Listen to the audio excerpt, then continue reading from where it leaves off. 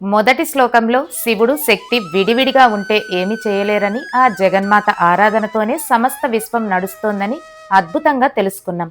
మరి ఈరోజు సౌందర్య లహరిలోని 2వ శ్లోకం యొక్క అమృత భావాన్ని ఆస్వాదించడానికి సిద్ధంగా ఉన్నారా? ఆనందలహరికి స్వాగతం. ఈ శ్లోకం కేవలం దేవి సౌందర్యాన్ని వర్ణించే శ్లోకం కాదు. ఇది బ్రహ్మ, విష్ణు, మహేశ్వరులు సైతం అమ్మవారి పాదధూళిని శిరస్సున ధరించి తమ తమ విధులు ఎలా నిర్వర్తిస్తున్నారో తెలిపే పరమ రహస్య ఆధ్యాత్మిక తత్వం.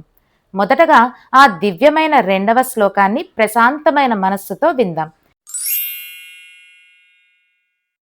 తనీయాంసం పాంసుం తవ చరణ పంకేరుహభవం విరించి సంచిన్వన్ విరచయతి లోకాన వికలం వహత్యేనం సౌరిః కథమపి సహస్రేణ శిరసా హరః సంక్షుధ్యైనం భజతి బసితో ధూలన విధిం.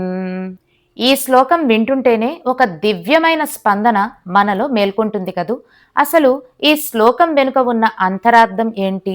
ఆ జగజ్జనని కాళ్ళ క్రింది ఒకే ఒక చిన్న మట్టి కణం త్రిమూర్తుల చేతిలో పడితే ఏం జరుగుతుంది? ఇప్పుడు పదం పదం విడదీసి చాలా తేలికగా తెలుసుకుందాం. తనీయాంశం పాంసం, అత్యంత సూక్ష్మమైన అతి చిన్నదైన పరమాణువు లాంటి ధూళికణాన్ని తవచరణ పంకేరుహభవం, అమ్మవారైన నీ తామర పూల్లాంటి పాదాల నుండి ఉద్భవించిన ధూళిని విరించి సంచిన్వన్, బ్రహ్మదేవుడు సేకరించుకొని విరచయతి లోకాన వికలం, ఈ సమస్త 14 భువనాలను లోకాలను ఏ లోపము లేకుండా సృష్టిస్తున్నారు. వహత్యేనం సౌరిహి, ఆ సృష్టించబడిన లోకాలను విష్ణుమూర్తి కాపాడటానికి కథమపి సహస్రేణ శిరసాం, ఆదిశేషుని రూపంలో తన 1000 పడగలపైన ఎంతో కష్టంతో మోస్తున్నారు. హరస్ సంక్షుధ్యైనం, పరమశివుడు ఆ ధూళిని నిలిపి పిండి చేసి భజతి బసితో ధూలన విధిం, విభూతిగా మార్చి తన ఒంటి నిండా అలుముకుంటున్నారు. ఎంతటి విస్మయకరమైన భావం ఇది! శంకరాచార్యుల వారు అంటున్నారు, అమ్మా, నీ పాద పద్మాల కింద ఉన్న ఒకే ఒక చిన్న మట్టి కణాన్ని తీసుకొని బ్రహ్మదేవుడు విశ్వాన్ని సృష్టిస్తున్నారు. ఆ ధూళిని విష్ణుమూర్తి కాపాడుతున్నారు, తన తలపై మోస్తున్నారు. ఇక కాలం తీరాక పరమేశ్వరుడు ఆ ధూళిని బూడిద చేసి తన శరీరానికి విభూదిగా రాసుకుంటున్నారు అని.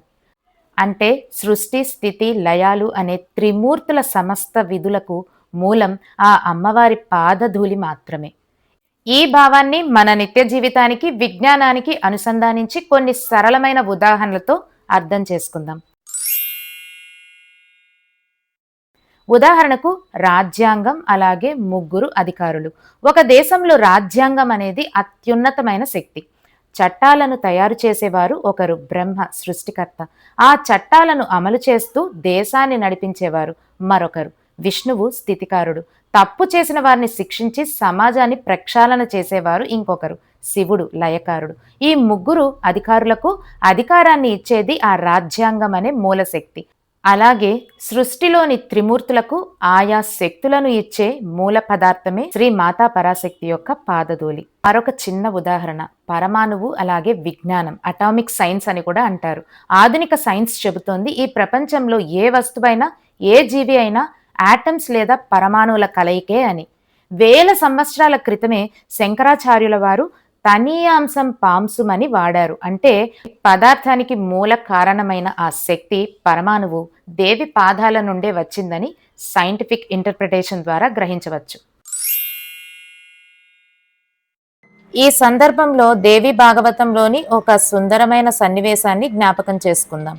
ఒకానొక సమయంలో బ్రహ్మ, విష్ణువులకు మనలో ఎవరు గొప్ప అనే సంశయం వస్తుంది. అప్పుడు వారి ముందుకు ఒక అపారమైన జ్యోతిర్మయ లింగం వెలుస్తుంది. దాని మొదలు చివర తెలుసుకోవాలని బ్రహ్మ హంస రూపంలోకి, విష్ణువు వరాహ రూపంలోకి కిందకి వెళ్తారు. కానీ ఎంత దూరం వెళ్ళినా వారికి అంతం దొరకదు. వారి గర్వం అణిగిపోయాక ఆ జ్యోతిర్మయ రూపం వెనుక ఒక అత్యంత సుందరమైన సింహాసనంపై శ్రీచక్రరాజ సింహాసనేశ్వరి ప్రత్యక్షమవుతుంది. అప్పుడు ఆ దేవి త్రిమూర్తులతో అంటుంది, మీరందరూ నా సంకల్పం వల్ల జన్మించిన వారే. మీలోని సృష్టి శక్తి బ్రహ్మది కాదు, రక్షణ శక్తి విష్ణువిది కాదు, సంహార శక్తి శివుడిది కాదు. అది నా శ్రీచక్ర పాదపద్మాల నుండి మీకు లభించిన దివ్య ప్రసాదం. అందుకే శంకరాచార్యుల వారు ఈ శ్లోకంలో బ్రహ్మదేవుడు ఆ పాదధూళిని ఎంతో జాగ్రత్తగా సేకరిస్తున్నారని వర్ణించారు. ఎంతటి అద్భుతమైన భావన కదా.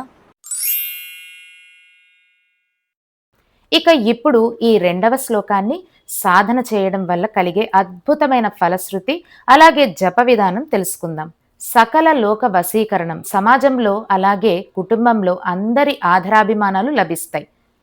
భయ నివారణ, మనస్సులో ఉన్న అజ్ఞానం భయం తొలగిపోయి ఆత్మవిశ్వాసం పెరుగుతుంది. ఉద్యోగం వ్యాపారం ప్రాప్తి, ఉన్నత పదవులు సాధించాలనుకునేవారు, నూతన విషయాలు సృష్టించాలనుకునే వారికి ఈ శ్లోకం మహామంత్రంలా పనిచేస్తుంది. ఈ శ్లోకాన్ని 45 రోజుల పాటు ఒక నియమంగా సాధన చేయాలి.